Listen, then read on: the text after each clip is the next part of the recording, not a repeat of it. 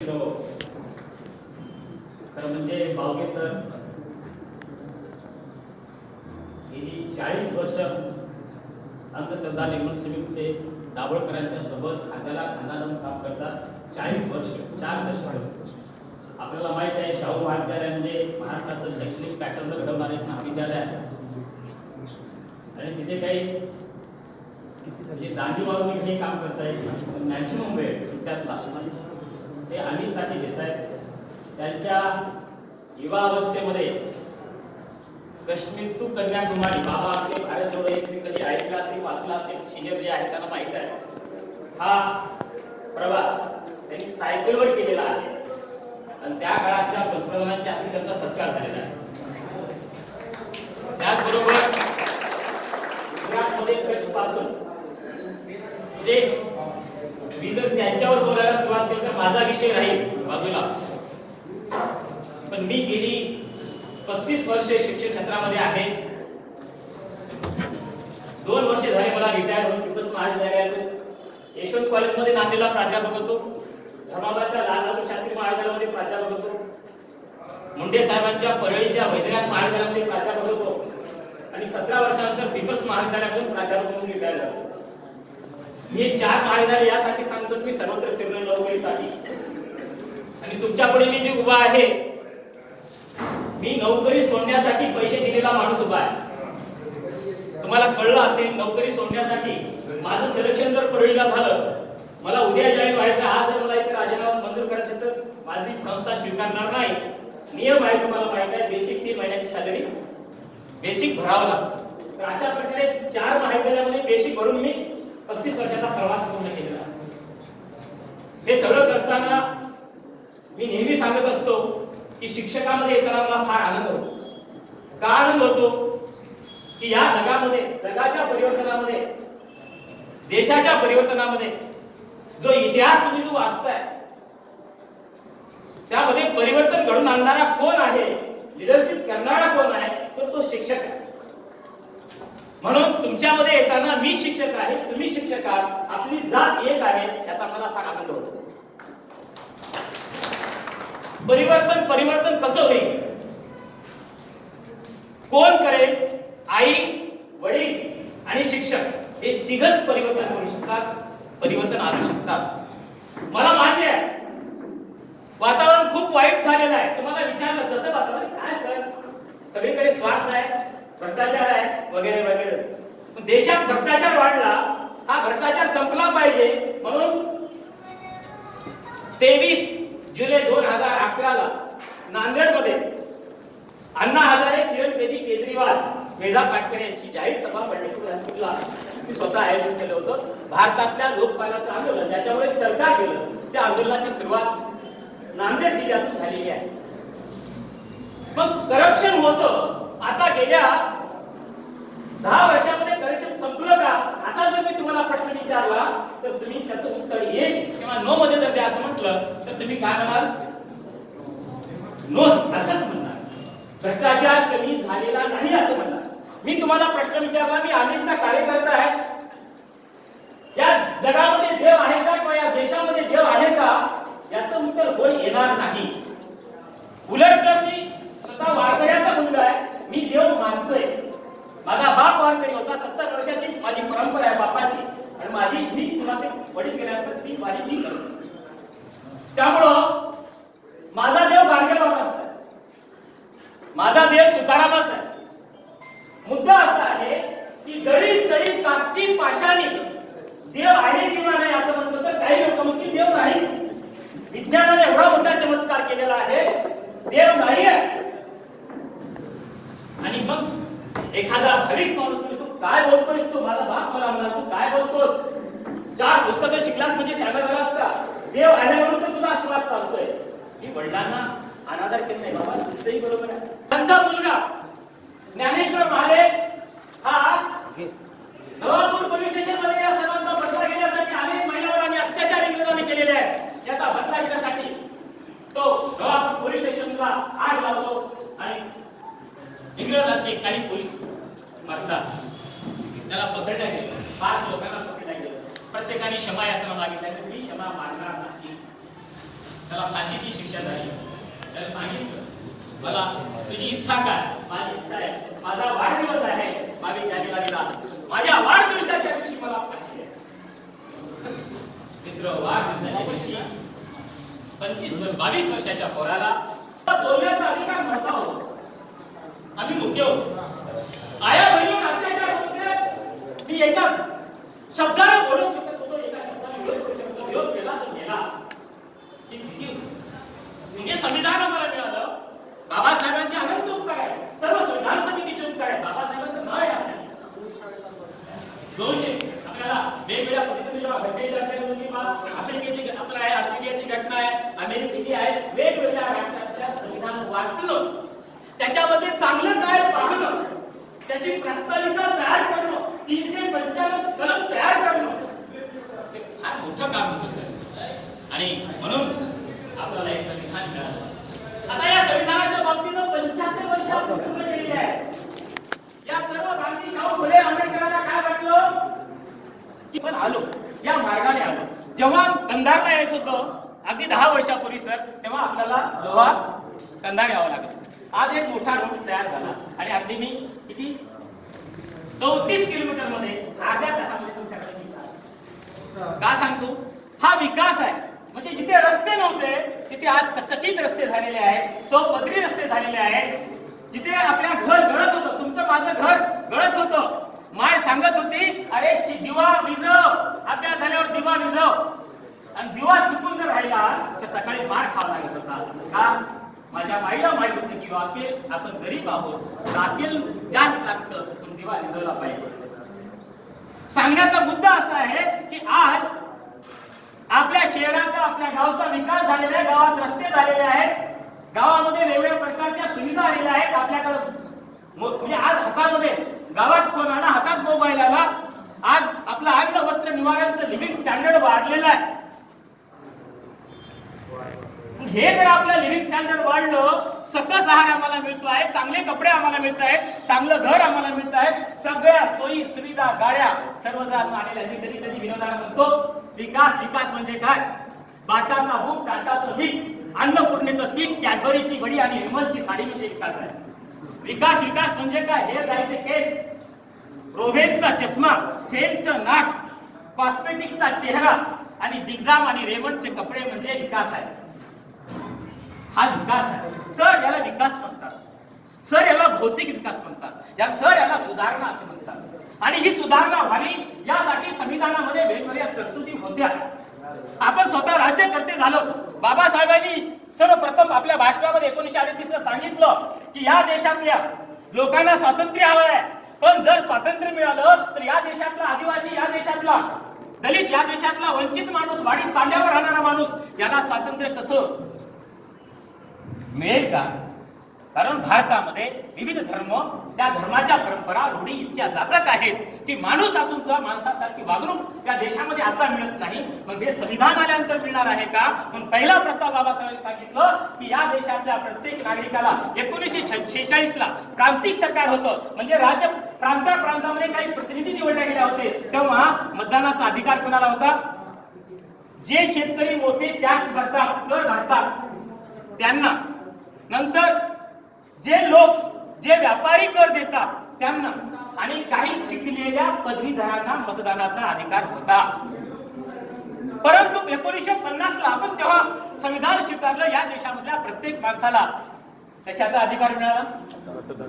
एक व्यक्ती आणि एक मत. हा मताचा अधिकार मिळाला, त्याला मतदान हा शब्द म्हणतात सर. मी मतदान या शब्दाला अण्णा हजारेंच्या सोबत काम करतो. अण्णा हजारे अध्यक्ष आहेत, मूळ ट्रस्ट राळगंजचा आहे, आणि त्या संस्थेचा अण्णा अध्यक्ष आणि मी उपाध्यक्ष आहे. गेली 30 वर्षापासून मी काम करतोय. त्यामुळं प्रॅक्टिकली या संविधानाच्या संदर्भामध्ये काय करायचं, तर आम्ही नेहमी शास्त्राकडे पाठपुरा करतोय की मतदान हा शब्द वगळा. मतदान नाही आहे, ती दान करण्याची वस्तू नाही आहे, ते माझं मत आहे. मताधिकार म्हणा, मतदान म्हणू नका. मित्र, मी हे का सांगतोय तुम्हाला, कशासाठी सांगतोय की मी स्वतः यासाठी सांगतोय की जगामध्ये अनेक दृष्ट्या, वेगवेगळ्या दृष्टीने विचार करतो. जग हे प्रगत झालेलं आहे. तुम्ही आणि आम्ही कोणत्या विद्यार्थ्यासमोर उभे आहोत ज्याच्या हातामध्ये मोबाईल आहे, त्याला जर मी संविधान सांगत सर मी तुमच्यापेक्षा चांगलं भाषण, आता टकले सरांचं संविधानावर वाचलेलं आहे, कुमार केतकरांचं संविधानावर वाचलेलं आहे, असं तो सांगेल. मग तुम्हाला मला सांगण्याची काय गरज? सर, तुम्हाला मला खूप अभ्यास करावा लागणार आहे, खूप अभ्यास करावा लागणार आहे. आणि मी तुम्हाला सांगितलं, मी शिक्षक आहे, मी घरामध्ये बसून दारू पितो, घरामध्ये बसून तंबाखू खातो, मला हे मान्य नाही आहे, हे मान्य नाही आहे. शिक्षकाचं वैयक्तिक जीवन आणि सार्वजनिक जीवन अगदी नागवा असलं पाहिजे, तरच आम्ही परिवर्तन करू शकतो. परिवर्तनाच्या संदर्भामध्ये आपण जेव्हा बोलतो, तर मी तुम्हाला म्हणालो की देशाचा विकास झाला, सामाजिक, आर्थिक, सांस्कृतिक विकास देशाचा झालेला आहे. पण त्याला मी एका भाषेत म्हणतो, त्या सुधारणाचा संबंध शरीराशी असतो. मी काय म्हणतोय? सुधारणाचा संबंध शरीराशी असतो आणि संस्कृतीचा संबंध मनाशी असतो. मित्र हो, तुम्हाला मला जास्त सांगायचं नाही, तुम्ही चिंतन केलं पाहिजे, मी चिंतन केलं पाहिजे, आत्मपरीक्षण केलं पाहिजे. काय स्थिती आहे? 75 वर्षांनंतर काय स्थिती आहे? सुधारणा झाल्या, पण संस्कृतीचा ऱ्हास झाला, निसर्गाचा ऱ्हास झाला. मी जवाहरलाल नावाचं गाव आहे, राज्यपालांनी ते गाव दत्तक घेतलं होतं. नाम फाउंडेशनचं मी काम करतोय. परवालाच मी पुण्याला होतो. नाम फाउंडेशनचा 9वा वर्धापन दिन होता. मुख्यमंत्री, उपमुख्यमंत्री आणि नाना पाटेकर आणि मकरंद अनासकर, तुम्हाला माहित आहे ते नाम फाउंडेशनचे बेस आहेत, ते उपस्थित होते. तुमच्याच माळेगाव, इथली माळेगावची यात्रा तुम्ही पाहताय. मी माळेगावला मागच्या कोरोनाच्या काळामध्ये आलो होतो. कोरोना संपल्या माळेगावचा जो पुजारी आहे, हा पुजारी त्याच्या मुलीचं लग्न केलं होतं. तुम्हाला माहित आहे, या देशातला कोणताही बाप 75% नाही 90% बाप हा मुलीच्या लग्नाच्या वेळेस कर्ज काढतो. 90% हा शब्द आज वापरतोय, फार जबाबदारीने बोलतोय, कर्ज काढतो. त्यानेही कर्ज काढलं होतं. थोडीशी शेती आहे, तुम्हाला माहित आहे, कर्ज काढलं, मुलीचं लग्न झालं आणि आपला कोरोना आला आणि लॉकडाऊन लागलं, मंदिर बंद झालं. पहिल्या वर्षी मंदिर बंद आहे म्हणजे पुजाऱ्याला उत्पन्न नाहीये. दुसऱ्या वर्षी पुन्हा मंदिर बंद आहे, पुजाऱ्याला उत्पन्न नाहीये. मी तुमच्या तालुक्यातली घटना सांगतोय, मालेगावचा, म्हणजे आपल्या खंडोबाच्या पुजाऱ्याबद्दल बोलतोय. मित्र, तगादा वाढला खाजगी सावकारांचा, त्यांनी घरामध्येच गळफास घेऊन आत्महत्या केली. त्याच मालेगावमध्ये राठोड नावाचं एक कुटुंब आहे. गावामध्ये घर नाहीये, रानामध्ये शेती नाहीये, सासरा अपंग आहे, मुलीचं वय 21 वर्ष, नवऱ्याचं वय 24 वर्ष, तिला 14व्या वर्षी लग्न झालं, 15व्या वर्षी एक मुलगी झाली, 17व्या वर्षी एक मुलगी झाली, 19व्या वर्षी एक मुलगी झाली. 3 मुली, कुठल्याही सौंदर्याला लाजवेल अशा प्रकारची 3 गोरेपान मुलं. पोरगा दारुड्या झाला, घरची आर्थिक परिस्थिती, पोराला आत्महत्या केली. काय करावं? त्या नाम फाउंडेशनच्या वतीनं मी 25-25 हजाराचा चेक द्यायला गावात आलो. तर ते जेव्हा रडत होते, तेव्हा मुलं रडत होते, सासरा रडत होता. मित्र हो, मला तेव्हा असं वाटतं की मी किती शिकलेला आहे, माझ्याकडे किती संपत्ती आहे. माझा 2.5 लाखाचा पगार आहे, दररोज 10,000 रुपये मला मिळत होते, दररोज 10,000 रुपये. तुम्हाला माहित आहे, प्रोफेसर चेक पहिल्यांदा 7 पिरियड, नंतर 5 पिरियड, नंतर 4 पिरियड, नंतर 3 पिरियड, नंतर 2 पिरियड. सर, हा उलट आहे. पगार वाढत जातो आणि काम कमी होत जातं प्राध्यापकाचं. काय 2 पिरियड मध्ये मी काय देत होतो? मी स्वतःचं आत्मपरीक्षण करतो. जो टाहो आहे, बापाने आत्महत्या केलेली आहे, मुलाने आत्महत्या केलेली आहे, त्या माऊलीनं आपलं घर कसं चालवावं? कधीतरी तुम्ही तुमच्या आजूबाजूला होणारे आत्महत्या आहेत ना, त्याच्या घरी जाऊन पहा. इथेच कंधारमध्ये पांडुरंग कंधारे नावाचा, जाधव नावाचे माझे कार्यकर्ते आहेत.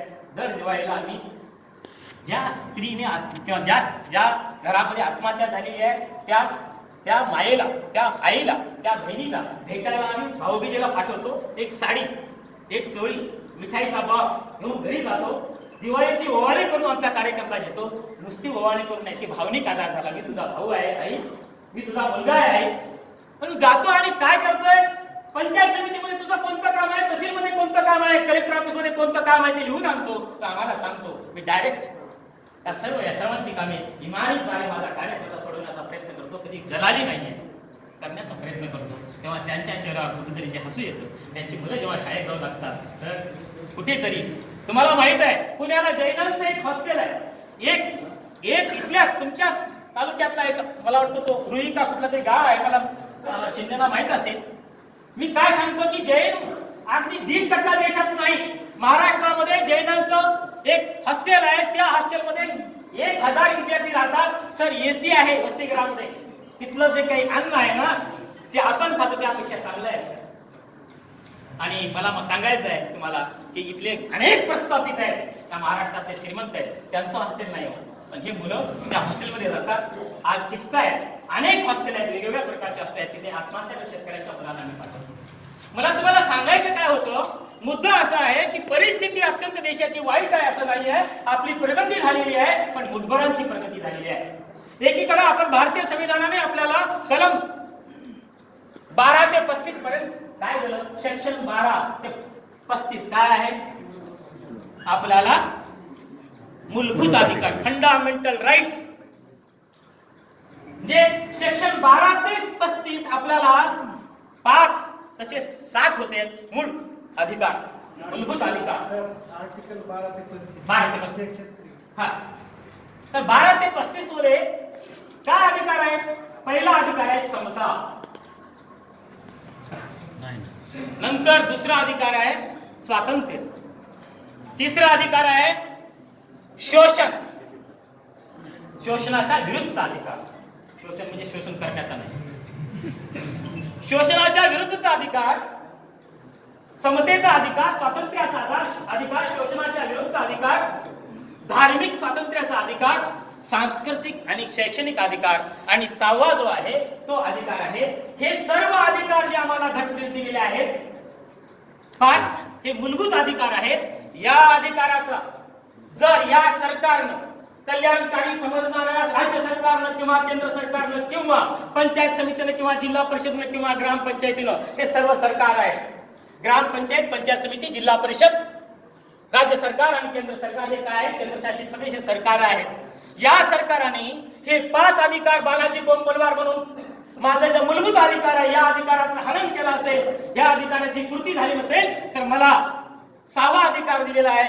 याच अधिकारामध्ये काय दिलेलं आहे, या देशातल्या सर्वोच्च न्यायालयामध्ये किंवा उच्च न्यायालयामध्ये तुम्ही राज्य सरकारच्या किंवा स्थानिक स्वराज्य संस्थेच्या विरोधामध्ये कोर्टात जाऊ शकता आणि कोर्ट ऑर्डर देईल सरकारला की तुम्ही यांना मूलभूत अधिकारापासून वंचित ठेवलेला आहे, यांना मूलभूत अधिकार द्या. मित्र, या देशातल्या श्रीमंत लोकांकडे या देशातली 73% संपत्ती आहे आणि या देशातल्या 65 कोटी लोकांकडे 1% संपत्ती आहे. मी कॉमर्सचा प्राध्यापक आहे, गेली 35 वर्ष मी शिकवलंय पीजी ला, आणि माझ्याकडे इंग्रजी शाळा आहे, मराठी शाळा आहे, केजी टू पीजी मी शिकवतो, आजही शिकवतो. ते काय सांगतो तुम्हाला, या देशातल्या 1% लोकांकडे 73% संपत्ती आहे टोटल, आणि या देशातल्या 65 कोटी लोकांकडे 1% संपत्ती आहे. आणि भारतीय संविधान काय सांगतं, it is your fundamental right, equity should be there. What is mean by equity? काय इक्वॅलिटी, काय समता आहे? समता तुम्हाला सर्वांना वाटतं, काय वाटतं, या देशातल्या 80 कोटी लोकांना हे सरकार अन्न, धान्य, तेल वगैरे वगैरे पुरवतो फ्री, मोफत. म्हणजे भारत हा जगातला अशा प्रकारची एक मोठी लोकशाही असलेला देश आहे. सन्मानानं जगण्याचा अधिकार या संविधानाने दिलेला आहे. नुसता सन्मानानं जगण्याचा अधिकार जर या संविधानाने दिला असेल, सन्मान म्हणजे काय, लाडकी बहीण म्हणून 1.5 कुणाला माफ करा, कुणाला जर बोलतल्या संविधानाबद्दल बोलतोय तुम्हाला मी, समतेबद्दल तुम्हाला बोलतोय की एकीकडे आम्हाला समता हवी होती, एकीकडे आम्हाला स्वातंत्र्य हवे होतं. स्वातंत्र्य कुठलं आहे?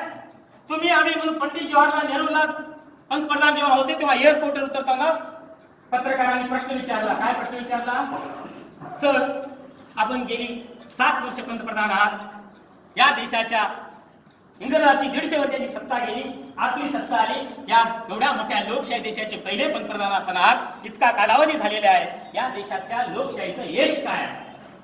पत्रकारांचा प्रश्न आहे. तेव्हा पंडितजी असं म्हणाले, या देशामध्ये या लोकशाहीचं यश काय असेल तर या गावातला, या देशातला, वाडी तांड्यावर राहणारा, शहरात राहणारा एक मजूर, एक हमाल, एक वंचित माणूस या देशाच्या पंतप्रधानावर थेट टीका करू शकतो, हे या लोकशाहीचं आणि या संविधानाचं यश आहे. मित्र हो, पुन्हा पंडितजी असं म्हणाले. काय म्हणाले? पण या देशामध्ये ज्या ग्रामीण भागामध्ये, खेड्यामध्ये जो माझा वंचित, मागासवर्गीय, वंचित, आदिवासी, डोंगराळ भागात राहणारा जो कोणी शेतकरी, शेतमजूर आहे, तो मात्र त्या गावातल्या पंतप्रधानाबद्दल म्हणजे सरपंचाबद्दल शब्द काढू शकत नाही. हे या लोकशाहीचं अपयश आहे. हे त्यांचं वाक्य मी सांगतो. म्हणून परिवर्तन का होत नाहीये? एकीकडं हे संविधान लागू झालं पाहिजे, हे संविधान आम्हाला मिळालं पाहिजे, स्वतंत्र भारताचं स्वतंत्र संविधान आम्हाला मिळालं पाहिजे. म्हणून हसत हसत हसत जाणारे लोक आमच्याकडे होते. मरेपर्यंत मार, मरेपर्यंत, रक्त होकेपर्यंत मार. मग हे सगळं असताना, हे सहज मिळालेलं नाहीये माहीत असताना आज आम्हाला विकास झाला असं म्हणता येतं का? तर नाही आहे. तुम्हा सर्व इथे जे माझ्या वयाचे जे सिनियर आहेत, माझं 63 वर्ष वय आहे, अजूनही भेड्यासारखा मी फिरतोय. माझे आयुष्य, बावगे सर सांगितले, मी माझा पगार मी घरी दिलेला नाही, हे इमानदारी तुमच्या समोर सांगतो, दिलेला नाही. उलट पत्नीचा पगार घेत होतो. बायको रडायची, अहो तुम्ही तुमचा देऊ नका पण माझा तरी घेऊ नका, असं म्हणता म्हणता मरून गेली. पण मला कळलं नाही आणि आता कळून फायदा नाही. ती प्राध्यापक होती, अमेरिकेला पहिल्या जागतिक साहित्य संमेलनाला गेली होती. तिचे 10 पुस्तकं आहेत, विद्यापीठाला अभ्यासक्रमाला पुस्तक होतं. तेलुगूवरचं भाषांतर दत्ता भगत सरांच्या पुस्तकाचं ते चालू होतं. तेलुगू लिहिता वाचता तिला येत होतं. मला सांगायचा मुद्दा असा आहे की विनोबाच्या अंगाखांद्यावरती खेळलेली होती अशी एक सांस्कृतिक आणि वैचारिक परंपरा असलेल्या कुटुंबातली माझी पत्नी होती. म्हणून तिने मला सहन केलं. कधीतरी तुमच्यासारखे लोक यायचे आणि म्हणायचे, काय पंकुरासरांचं काम आहे, देव माणूस आहे. अहो लई प्रशंसा करू नका, तुमच्यासाठी देव असतो, माझ्यासाठी तो शनिदेव आहे. पण 2 सिझरिंग झाल्या, 3 अबॉर्शन झाले. मी तिन्ही अबॉर्शनला किंवा दोन्ही सिझरिंगला मी इमानदारीने हजर नव्हतो. कारण मला काय वाटायचं की माझा बाप, माझी आई यापेक्षा, माझी पत्नी यापेक्षा इथे जे वंचित आहे, वाडी तांड्यावर राहणार आहेत, त्यांचे अनेक प्रश्न आहेत. ते मी दुःख, ते टाहो मी जेव्हा पाहतो तेव्हा माझ्यातला मी विसरतो, आजही विसरतो आणि मी माझी बॅटरी चार्ज. पण मला काय सांगायचं तुम्हाला, समतेच्या संदर्भामध्ये समता या देशामध्ये 75 वर्षांतर आली का? तर याचं उत्तर काय आहे? समता आली नाही. मग स्वातंत्र्याच्या संदर्भामध्ये तुम्हाला मला स्वातंत्र्य मिळाले का? स्वातंत्र्य म्हणजे अभिव्यक्ती स्वातंत्र्य, लिहिण्याचं स्वातंत्र्य, बोलण्याचं स्वातंत्र्य, मला जगण्यासाठी लागणारी उत्पादनाची साधनं. फार मी जबाबदारीने बोलतोय.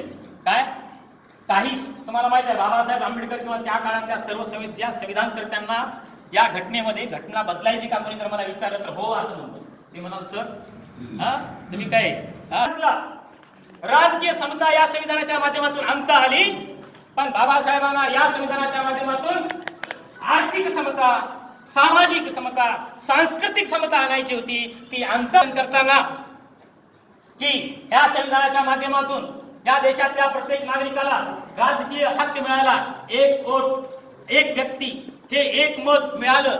राजकीय समता या संविधानाने या देशामध्ये आणली, परंतु या देशामध्ये आर्थिक समता किंवा सामाजिक समता आम्ही आणू शकलो नाही.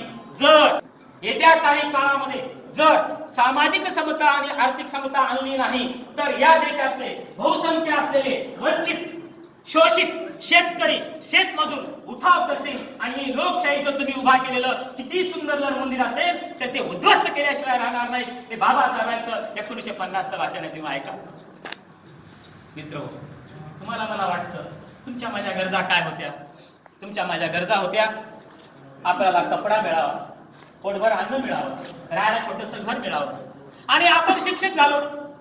3ऱ्या पिढीमध्ये आता लोक आले, शिक्षित झालो, आपल्याला चांगलं घर मिळालं, आपण गाव सोडला, शहरात आलो, छोटस 4,000-1,200 स्क्वेअर फीटचा प्लॉट घेतला, घर बांधलं, गाडी घेतली, 2 व्हीलर घेतली, 4 व्हीलर घेतली, मुलाला मोठमोठ्या कोचिंग क्लासमध्ये टाकलं. आपलं बरं चाललंय, आपलं बरं चाललंय, माझ्यासह आपलं बरं चाललंय, आपलं बरं चाललंय हे मला मान्य आहे. पण हीच अपेक्षा होती का संविधानाच्या माध्यमातून? ही अपेक्षा होती का? नाही. बाबासाहेबांनी सांगितलं स्वातंत्र्य आणि समता या देशामध्ये आली पाहिजे, आलीच पाहिजे. पण कशाच्या आधारे आली पाहिजे? कायद्यानं दांडू दाखवून? हे कलम गुन्ह्याचं आहे म्हणून नाही. बाबासाहेब म्हणाले, मी बाबासाहेबांचा पुन्हा पुन्हा उल्लेख यासाठी करतो की त्या प्रत्येक कलमावर 395 कलमावर प्रत्येक कलमावर बाबासाहेबांचे चिंतन आहे आणि कॉमेंट्स आहे. काय अभ्यास असेल.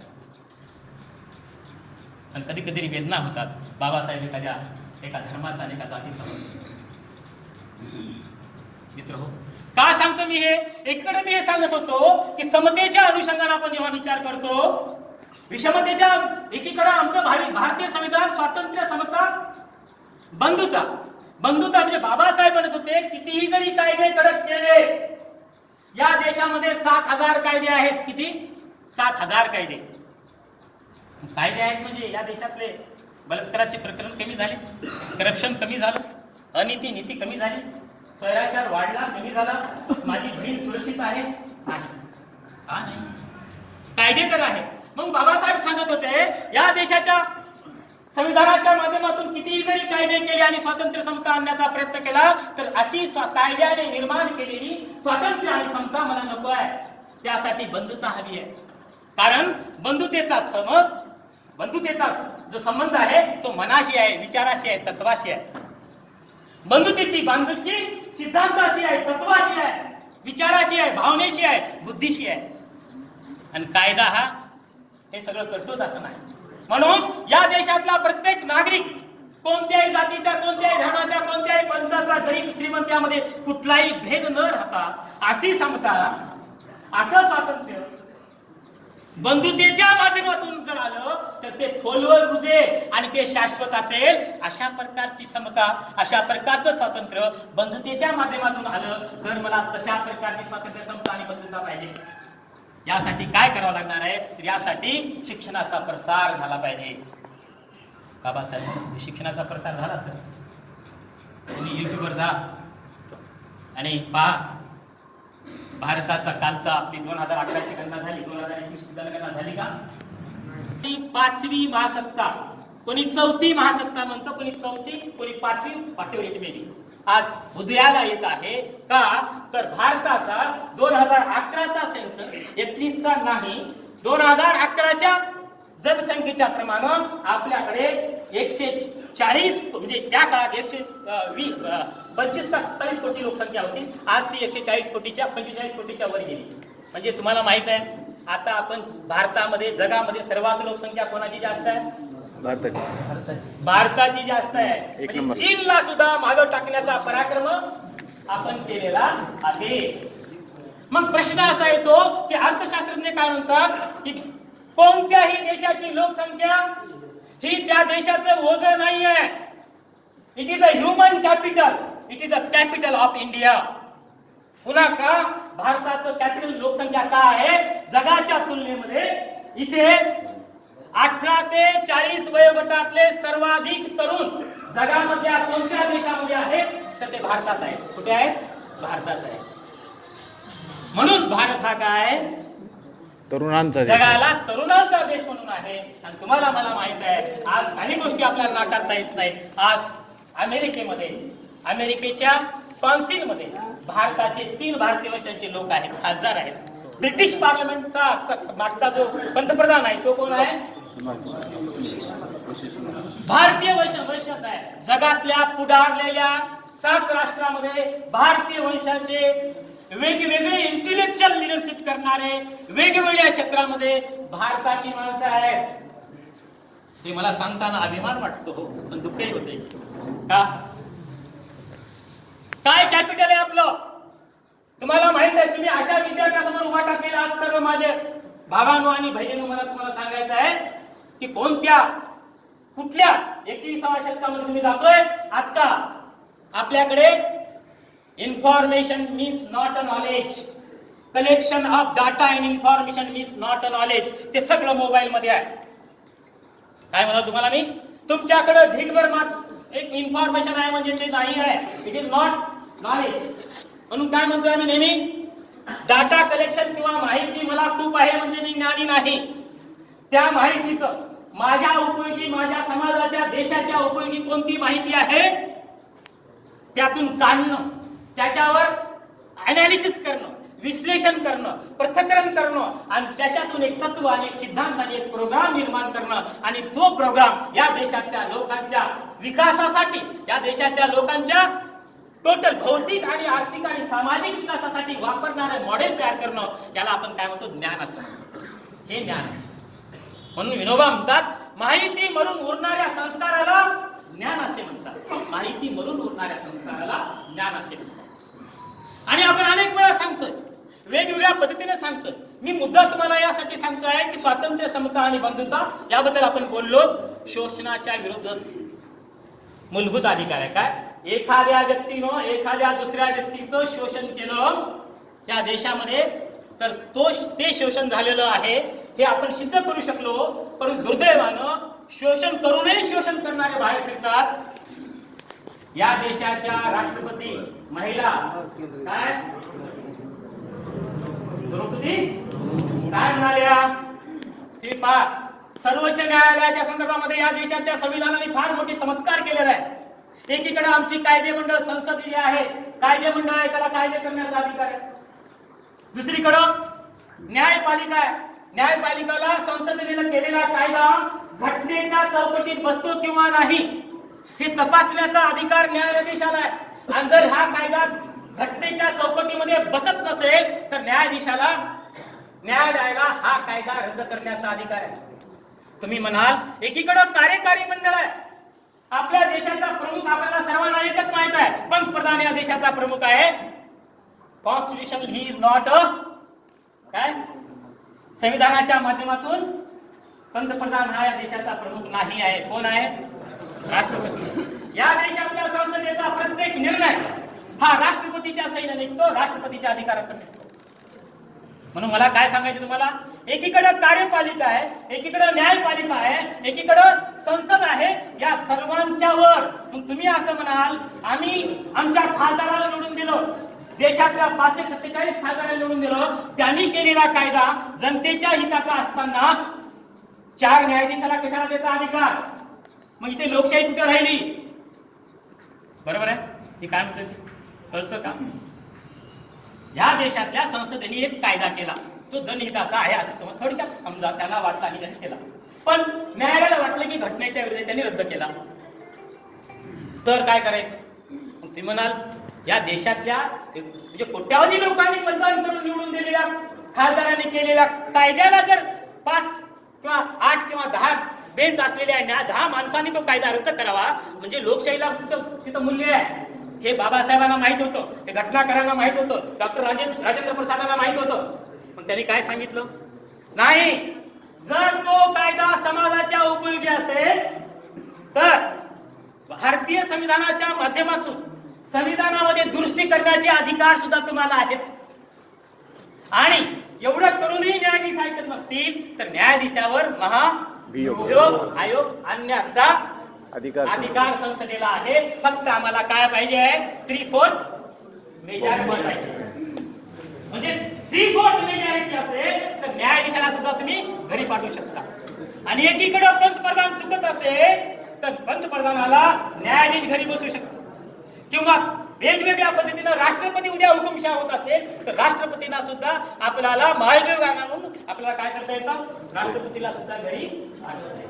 म्हणजे अशा प्रकारे यालाच काय म्हणतात भारतीय संविधानाच्या भाषेमध्ये चेक अँड बॅलन्स, काय समता आणि संतुलन. म्हणजे एकमेकांना कुठल्याही प्रत्येकाला न्यायालयाला अधिकार अमर्याद नाहीये, इथल्या कायदे मंडळाला अधिकार अमर्याद नाहीये, इथल्या कार्यकारी मंडळाला अमर्याद अधिकार नाही. त्यांना अधिकार आहेत पण प्रत्येकाला घटनेने काय दिलेली आहे? मर्यादा दिलेली आहे. पण प्रस्ताविकेचं तुम्ही पहिलं जेव्हा पान वाचता तेव्हा 2 हत्तीचे चित्र आहेत आणि वाघाचं चित्र आहे. काय संविधान हे काय इतकं पॉवरफुल आहे, काय हत्तीची शक्ती आणि वाघासारखी डेअरिंग असलेले एक अशा प्रकारचे साहस असलेले एक संविधान आमच्या राष्ट्राला या महान नेत्यांनी दिलेलं आहे. मला मुद्दा काय सांगायचा आहे तुम्हाला पुढे जाऊन, हे सर्व सांगताना शोषणाच्या संदर्भामध्ये शोषण होतंय का? मग कधीतरी या देशाच्या विठ्ठल वाघाला म्हणावं लागतं, किती गरिबी. मुंबईला जा, धारावाहीमध्ये जा, कधीतरी जगात आशिया खंडातली सर्वात मोठी झोपडपट्टी कुठे आहे? धारावीला. मी गेलो होतो तिथे गेलो होतो मी. तिथला भास्कर नावाचा मुलगा 2010 ची गोष्ट सांगतो तुम्हाला. काय 10वी बोर्डामध्ये मागासवर्गीयामध्ये पहिला आला तो धारावीतला मुलगा आहे, मागासवर्गीयाचा मुलगा आहे. शिक्षण अधिकाऱ्याला त्याचं घर सापडलं. गेले तर 2 पत्र उभे केलेले होते, 2 पत्र. त्या पत्रामध्ये वीज नाही आहे, काही नाही आहे. आई बाप तिथेच पोळ्यांच्या हाताखाली काम करायला जातात. आणि तो मुलगा त्याला विचारलं पत्रकाराने, तू अभ्यास कुठं करत होतास? त्याने सांगितलं 12 ते 4 मी अभ्यास करत होतो, 4 तास रात्री. कुठं? रस्त्यावरच्या लाईट खाली बसून. मित्र हो, विलासराव देशमुख आपले मुख्यमंत्री होते. शिक्षण मंत्र्यांना कळलं, मुख्यमंत्र्यांना कळलं, त्याच्या हस्ते सत्कार झाला. 3 पिढ्या त्या भास्करच्या घर नव्हतं, पत्राचं घर होतं. तो मागासवर्गीयात पहिला आला. विलासराव देशमुखांनी त्याला पहिली सदनिका मोफत दिली. फक्त 10वी मध्ये तो राज्यात पहिला आला. मला सांगायचं काय, एकीकडे हे सगळं सांगताना शोषणाच्या संदर्भामध्ये जेव्हा मी बोलतो तेव्हा इथल्या स्त्रियांचं शोषण होतं. आपण पाहतो एक महत्वाचं आहे, बुद्धी महत्वाची आहे. ज्या व्यक्तीच्या, ज्या शिक्षकाच्या संदर्भामध्ये, त्याच्या सैद्धांतिक वर्तणुकीमध्ये भावनेचा जर विवेकावर सवार होऊन भावना चालत असेल तर ते चुकीचं आहे. काय भावना हवी, कोडेपणा नको, पण ती विवेकाला जोडणारी, बुद्धीला जोडणारी भावना पाहिजे. म्हणून मला सांगायचा मुद्दा असा, मी किती वेळ तरी बोलत गेलो ते तुम्हाला वाटेल की हे काय झालं असं वाटेल. म्हणून कधीतरी मला सांगायचं आहे, इथे प्रचंड अशा प्रकारचं शोषण आहे. तुम्हाला मला काय वाटतं? काय सन्मान केला. मी माझ्या देशातील संपत्तीचे रक्षण केलं पाहिजे. मी माझ्या देशातील वने, नद्या, पर्वत, झाडे या सर्वांचं काय केलं पाहिजे?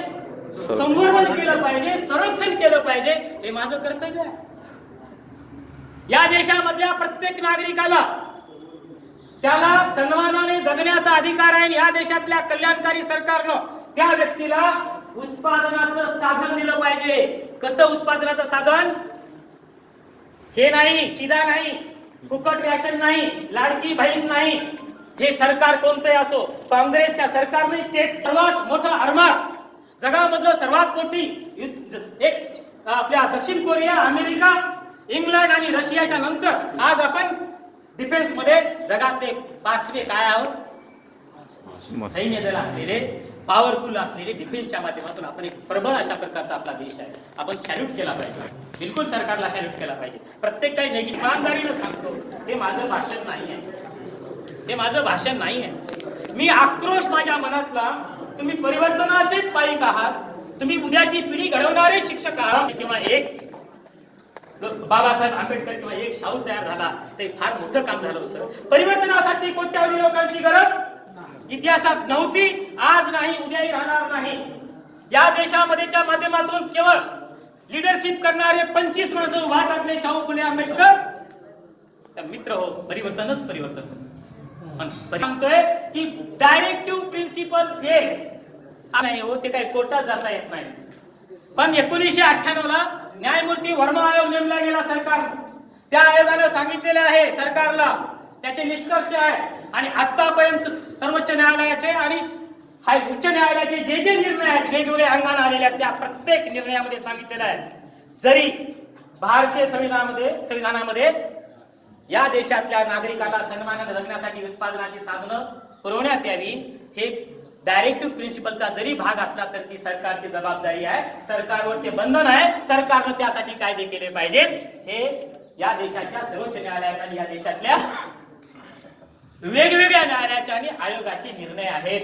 हे बंधनकारक आहे. सरकारवर तसे कायदे करा, तसे प्रोग्राम द्या. रवी ठेवते गल्लीत, ताक जाते गुराला, लोणी निघते दिल्लीत, लोणी निघते दिल्लीत. किती प्रॉपर्टी आहे अदानीची? आता उपाय काय आपण याच्यावर सांगतो. मी काय सांगतो, डायरेक्टिव्ह प्रिन्सिपलच्या संदर्भात आता फार मी पुढे जात नाही. खूप मोठं संविधान आहे. आपले स्वतःचे नागरिकांचे काही कर्तव्य आहेत, बरोबर आहे, संविधानामध्येच आहे. नागरिकांचे कर्तव्य, राज्य सरकारचे कर्तव्य, केंद्र सरकारचे कर्तव्य. आपण सर्वजण, माझी विनंती आहे तुम्हाला वाटते की तुमच्या वर्तनामध्ये जोपर्यंत बदल होणार नाही, एकीकडे तुम्ही इतिहास शिकवता पोरांना की स्वदेशीचे संपूर्ण जे काही वस्तू होत्या, वस्त्र होते, ते ट्रक मध्ये भरून येत होते, हा बाबूजी रस्त्यावर उभा टाकला, मी जाऊ देणार नाही. शरीराच्या चिंधड्या होतात आणि आज काय चायना डिश आणि अमेरिकन डिश पाहिजे आम्हाला. लिंबू सरबत जमणार नाही, ताक तर नाहीच नाही, थम्स अप, कोका कोला. तिसऱ्या मजल्यावर उडी मारलं तरी काहीच होत नाही, एकानं मारलं एकही हात शिल्लक राहिलं. कुठं चालवतो आपण? मी हे का सांगतोय तुम्हाला? आर्थिक विषमतेच्या संदर्भामध्ये जेव्हा बोलतो, या देशातल्या 1,500 मल्टीनॅशनल कंपन्या जागतिकीकरण खाऊ घेणार आहेत. तुम्हाला माहित आहे, मी कॉलेजमध्ये प्राध्यापक म्हणून काम करतो.